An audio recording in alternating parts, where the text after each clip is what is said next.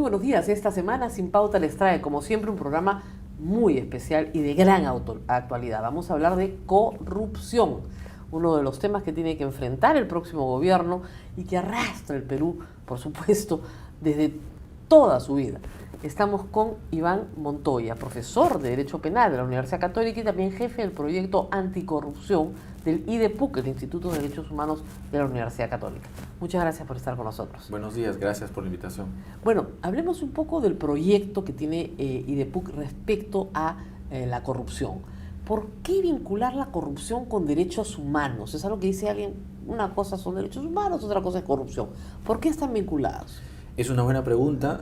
También fue hace 5 años que empezamos con el proyecto anticorrupción y efectivamente siempre lo hemos discutido en el directorio del IDEPUC sobre el rol de esta temática en una institución como el IDEPUC, que nació como heredera de la Comisión de la Verdad y Reconciliación.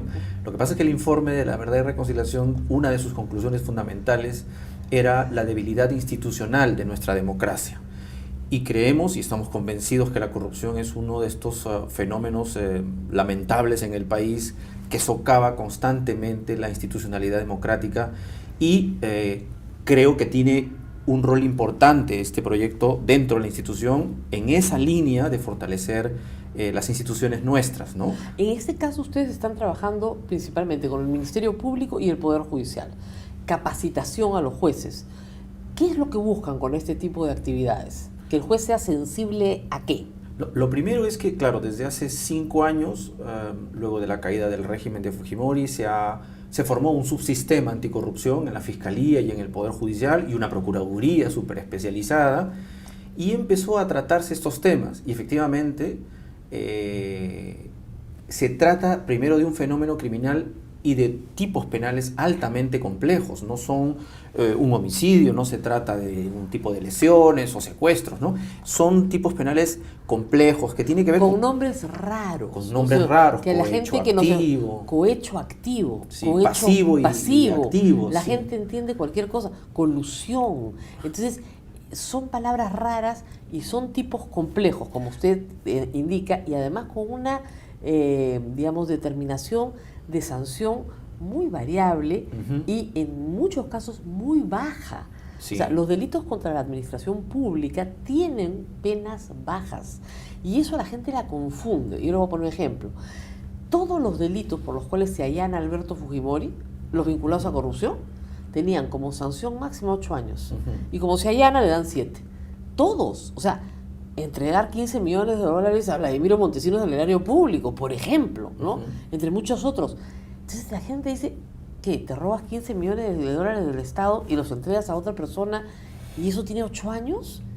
¿Por qué las penas son tan bajas y por qué en eso no se ha cambiado? Creo que desde el Código del 91, donde aparecen efectivamente con esta configuración que más o menos se tiene ahora y cuyas penas, como lo has dicho bien, no se han modificado en esencia y siguen siendo bajas, entre 3 y 6, 3 y 8, como mucho las fórmulas agravadas se llega a 10 o a 12, terminan siendo penas, los jueces determinan con 5 años y como tienen beneficios penitenciarios, terminas uno cumpliendo 2 años. Claro, si uno sustrae de las arcas del Estado $1 millón, $1 millón de soles por 1 año y medio en la cárcel, es altamente rentable. La corrupción sigue siendo altamente rentable. Así es. Creo que las penas no se han modificado, primero porque durante el tiempo, los 10 primeros años luego de la caída del régimen, donde se generó todo ese subsistema, se trataba de no alterar el marco legal para efectivamente no aprovechar los vacíos que podían. Y además porque no se podía aplicar retroactivamente la ley. Efectivamente, ya, sí. Pero ya después de eso, esa es una de las razones por las cuales los delitos prescriben muy rápidamente. O sea, pongamos el caso de Curi. Curi ha sido sancionado con una pena que muchos consideran baja. Yo considero que cárcel es cárcel, pero en fin. Pero todos sus coprocesados fueron absueltos por prescripción. O sea, ya, receptación, perdido. Asociación ilícita, delinquir, perdido. O sea, todos los demás delitos se perdieron en el camino. Y ahí hay algo importante que en esa misma línea. Las penas son bajas Y a pesar de que hay un grupo de delitos que la Constitución y nuestro Código Penal dice que se duplica el plazo de prescripción cuando afectan el patrimonio del Estado, Así es. quienes no están tocados por al menos ese nivel de seguridad son los particulares que cooperan en la Así corrupción. es. Entonces, no solo los casos que ha mencionado, sino en el pasado tenemos casos emblemáticos, no voy a decir los nombres, digamos, uno es Luchetti, digamos, Sí. por eso sí lo puedo decir, Sí. de casos grandes, de particulares que contribuyeron con la corrupción y que escaparon efectivamente del sistema anticorrupción ganando la prescripción, porque en ellos no se duplica y por lo tanto tienen la prescripción más corta, ¿no? Cortísima. Ahí también hay que hacer modificaciones especiales. Claro, entonces, a la norma, ¿no? la conclusión sería que para enfrentar la corrupción correctamente en el próximo quinquenio hay que hacer una revisión del Código Penal. No una revisión como lo que se ha hecho en los últimos 10 años, que es bastante populista, sino una revisión seria de los tipos y además de las penas. Sí. O sea, digamos, los delitos, por ejemplo, de terrorismo, asesinato agravado, tráfico de drogas, no tienen en este momento beneficios penitenciarios. No, Pero los delitos contra la administración... muy residuales, pequeñitos. sí. Ya. Muy bien. Los delitos contra la administración pública sí tienen beneficios penitenciarios. Sí, y casi normales como las de antes. Sí. Exactamente. El Entonces, 2 por 1 casi, ¿no? un 2 por 1. Entonces, te dan 4 y sales en 1,5. Sí, claro. Y como usted dice, tienes la obligación de pagar una reparación civil y como te declaras quebrado, entonces no tienes dinero. Y lo tienes el dinero escondido en otra parte y lo vives disfrutando. A vista y paciencia del mundo entero. Eso enardece a la gente, doctor. Eso no es justicia. La corrupción, para enfrentarla, no solo tiene que haber penas severas y que efectivamente se cumplan, beneficios, no digo que no deban haber beneficios, pero efectivamente rígidos, Acotados. rígidas, pero también debe haber ese elemento final que termine estrangulando la rentabilidad de la corrupción, incluso sus posibilidades. Lo que pasa es que una persona que sale de la cárcel parece que sale intactamente con el prestigio de antes. Es un tema que es impresionante. No hay una sanción social, eso también lo he visto muchas veces. Eso es importante, no parece haber, termina en las revistas, siendo entrevistado, en algunos medios de comunicación, volviendo a ser famoso. Eso es una cosa que a mí también me enerva. Hay un problema de sanción social, es verdad. Que es importante para coadyuvar con el sistema formal, ¿no? Ahora, estamos hablando de la corrupción que se puede detectar, pero hay otra que es indetectable o muy difícil de detectar. Y yo quería ponerle el caso de Guatemala. Guatemala tenía una experiencia impresionante a través de una comisión de Naciones Unidas que terminó determinando que el presidente de la República era un corrupto y que tenía que ir preso, con la vicepresidenta también. Y se convocaron a nuevas elecciones. Por supuesto, hubo un ministerio público, hay una fiscalía y unos jueces muy valientes que apoyaron, ¿no es cierto?, esta investigación. ¿Es posible hacer algo en el Perú así? Tenemos expresidentes que están procesados, o sea, Alejandro Toledo está procesado. La esposa del señor Humala no está acusada todavía, pero probablemente lo esté. Tenemos al señor Alan García que cuando el señor Peláez era fiscal, hacía que lo investigara, ¿no? Para que haya cosa decidida y ya se acabe el problema. Pero que perfectamente puede ser investigado. O sea, tenemos personajes de la política pública de muy alto nivel bajo sospecha. No podemos pedir ayuda a Naciones Unidas para terminar con este asunto. Ese es un planteamiento interesante, ¿no? No olvidemos, Rosa María, que los primeros 6-7 años después del 2000, todo el subsistema anticorrupción, Procuraduría, Fiscalía y Poder Judicial, terminaron no como hubiera querido uno, pero impactando severamente el sistema. Y tenemos un expresidente preso y hasta ahora sólidamente preso. Así es, ¿no? Eso es intachable. Y además es verdad que se armó un sistema sobre la marcha, con pocos recursos, con gran riesgo para los jueces. Con marco normativo viejo incluso. Exactamente, con riesgo de vida para los jueces, para los fiscales, enfrentando a un Montesinos que estaba en libertad. O sea, sí lo hemos podido hacer. Sí lo hemos podido hacer, pero digamos, se constituyó para ese régimen y luego uno ha visto como una, no le voy a decir una decadencia, pero es una falta de interés. Sí, lo llamaba desaceleración. Exactamente. Una ola que se ha caído.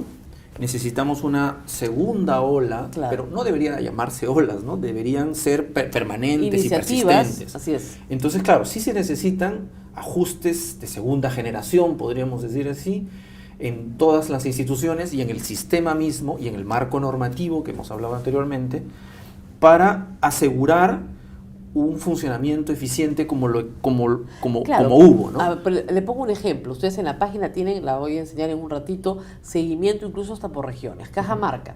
Señor Gallo Santos está preso hace 2 años. De lo que se ha observado, el peculado parece más que claro, ¿no? ¿Por qué no lo sentencian? Lo tienen en preventiva 2 años, ¿para qué? Para que finalmente lo saquen. Entonces, le han dado 7 meses de plazo para que lo terminen de juzgar. Pero ese es otro problema muy común en lo que es regional. Tenemos 5 presidentes regionales presos en este momento que no terminan de ser condenados nunca. Entonces, claro, van a salir porque simple y llanamente vencen los plazos para que puedan ser juzgados. Y son juzgados en libertad. Y finalmente prescribe. Eso no es justicia, pues.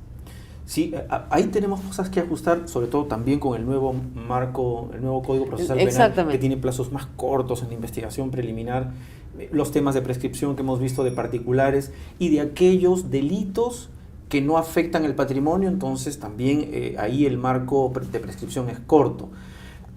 Y además los procesos se tornan complejos y si no lo son por su propia naturaleza, los abogados de los procesados por corrupción los transforman. Mire, el caso Petroaudios, emblemático. Eso es efectivamente una... Todos salieron libres. Grosero, es muy grosero. Todos salieron libres.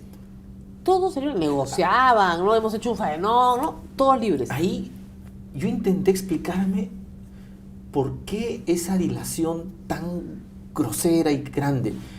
Solo pude llegar a un nivel, ¿no? La Fiscalía al inicio intentó indagar toda una red, no solamente el caso Petroaudios, sino las licitaciones de hospitales en una tal región, en otra región. Esto del que mucho abarca, poco aprieta. Claro. Fue dándose cuenta que era difícil y fue acotándolo. Claro. De inicio debió tenerlo muy acotado. Claro, los otros abogados también quebraban algunas audiencias, recusaciones, se tornó efectivamente complicado, claro, se cayó luego con la prescripción del funcionario realmente. Del funcionario público. Público. El único funcionario público era Kimper, entonces, y al caer para él, digamos el caso, el resto fue un dominó.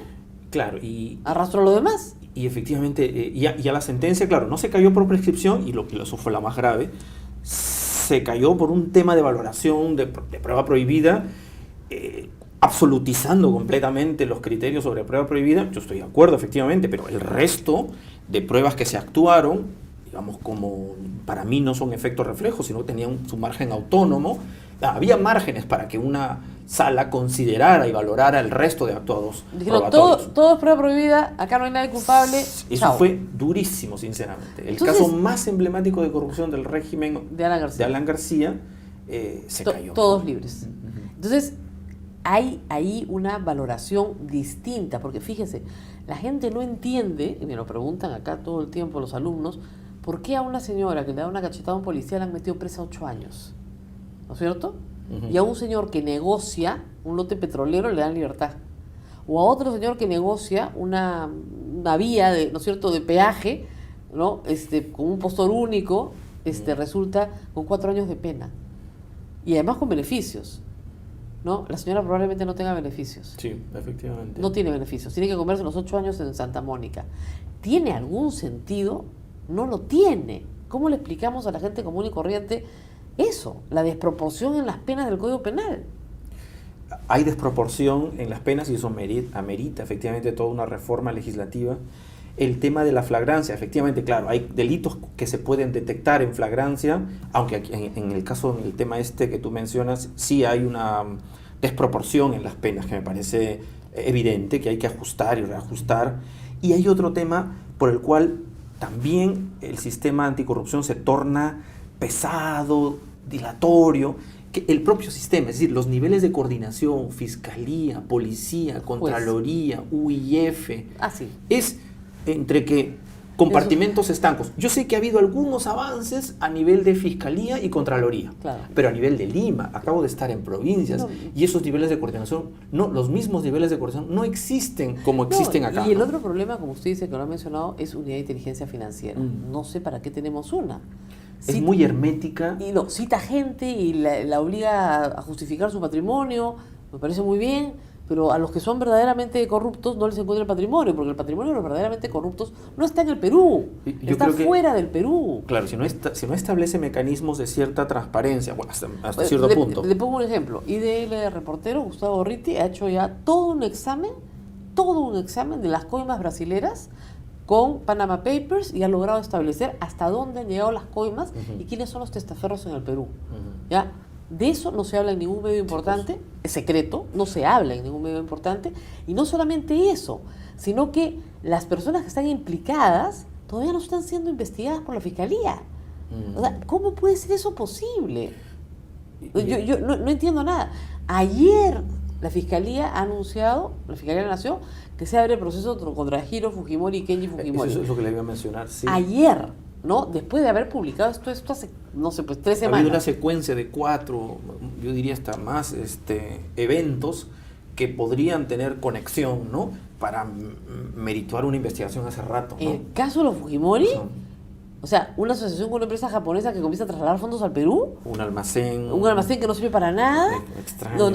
Todo es extraño. Sí. Entonces, a lo que voy es, las personas ven en televisión, ¿no es cierto?, o en el periódico, en la radio, un caso de corrupción. Entre que lo ven, ¿no es cierto?, y que se hace justicia, pueden pasar 10 años. Y luego la Fiscalía abre investigación, y yo entiendo que debe ser reservada, pero no sabemos absolutamente nada de lo que pasaba adentro. Yo recuerdo... Comunicore se está juzgando hoy. Sí. Comunicore. Hace 5 años se denunció. 5 años atrás recién se ha abierto el juicio oral. Entonces, nadie entiende por qué. Si el fiscal ya hizo toda la investigación, si el fiscal ya acusó, no se entiende por qué se demoran 5 años en que arranque el juicio oral. Sí, efectivamente, esto de Comunicore es que claro, ahí se va a tornar incluso, supongo, más complejo y con más sesiones, además, porque son varios gerentes, Castaneda Loce ha hecho todo lo posible con habeas corpus y llegar al Tribunal Constitucional para que lo saquen del caso. Sí, eso fue también un tema. Que también es un escándalo. Por ejemplo, ahí, me acuerdo clarito el tema, presenta una excepción de naturaleza de acción. Si los abogados sabemos que una excepción de naturaleza de acción solo no es un tema probatorio, solo se acepta si algo en la imputación está mal. O sea, una cosa clarísima que no va. Claro, entonces era difícil que alguien le aceptara una excepción de naturaleza de acción. Y claro, me sorprende muchísimo que un juez diga que los delitos de colusión no se pueden cometer por omisión. Impresionante. Eso, solo por eso pudo prosperar la excepción. Entonces, claro, nuestros alumnos saben que prácticamente todos los delitos se pueden cometer por omisión. Está en el Código Penal. Un homicidio por omisión. Claro. Hasta una violación puede ser por omisión. Puede haber dolo por omisión. Después del caso Tufía se probó que podía haber dolo por omisión. Entonces, ese es un caso, el precedente que se tiene todo sin lo más. ninguna explicación, además, en ese fallo. Entonces, claro, uno fue sustraído completamente del proceso por un razonamiento absolutamente inexplicable, ¿no? Ahora, hay también, ustedes ven la parte penal y me parece muy importante, regresemos un poco a la parte de la sociedad, ¿no es cierto?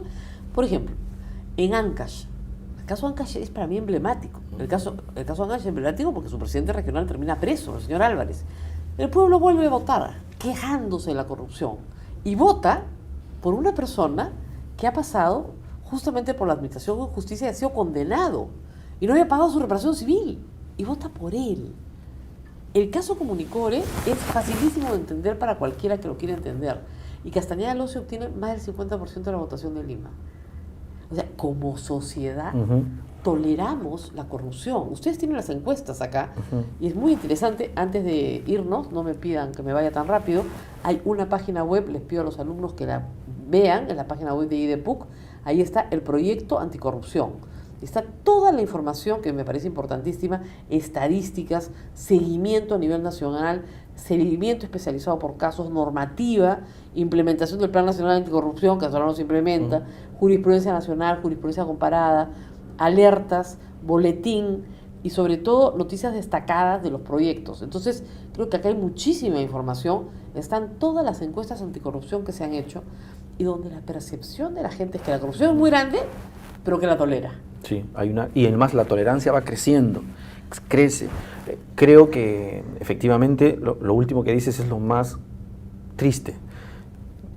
Portocarrero, nuestro sociólogo, tiene un texto muy bonito sobre los cómplices de la corrupción. los cómplices silenciosos, omisivos. No somos conscientes muchas veces de que desde lo pequeño, ¿no? El permitirle el paso, el traspasarse la cola, los temas más simples incluso, hasta los más grandes, el pagar la coima al policía, se tornan en una situación en la que nos convierten en cómplices omisivos o a veces silenciosos de la corrupción, ¿no? Y creo que... Y por lo tanto toleramos la más grande. Y luego comenzamos a tolerar la más grande. Porque viene la famosa frase, roba pero hace obra, o... Que está presente en muchos de los estamentos. Claro, ¿no? y o todos roban. Que Señora, todos roban. Como todos roban, elijamos alguno. Además, esa es la frase favorita de los corruptos, ¿no? Exactamente, todos porque roban. es el intento de igualarte, ¿no? Claro, la homogeneización. Y además, el mensaje más grave, Rosa María, es no se puede hacer nada contra la corrupción. Eso es mentira. Cuando esa idea cala en la cabeza, ya nos vencieron, ¿no? Claro. Bueno, quedémonos con esa idea, sí se puede. Y esperemos que este gobierno sí pueda. Hay experiencias en las que se puede. Así es, Entonces, hay muchas cosas que se pueden hacer, desde cambiar la normatividad, desde entrenar mejor a jueces y fiscales. mejorar el sistema y de de hacerlo coordinación. coordinar. La Contraloría denuncia a veces cualquier cosa, ¿no es cierto?, sin mucho fundamento. Cuando hay casos muchísimo más grandes e importantes que denunciar, la unidad de inteligencia financiera trabaja sola, nadie sabe qué está haciendo. En fin, un mejor nivel de coordinación, un mejor sistema de lucha anticorrupción. Y si no se puede, pedir auxilio. Siempre se puede pedir auxilio. Yo creo en el auxilio extranjero, ¿eh? En este caso, a veces una misión resuelve las cosas más rápido de lo que creemos. Bueno, muchísimas gracias, profesor Iván Montoya, por haber estado con nosotros. Ustedes pueden revisar la página de IDEPUC, tiene contenidos muy interesantes, y sobre este hay una zona especial de la página dedicada al proyecto anticorrupción. Muchas gracias, nos vemos la próxima semana. Gracias. Chao.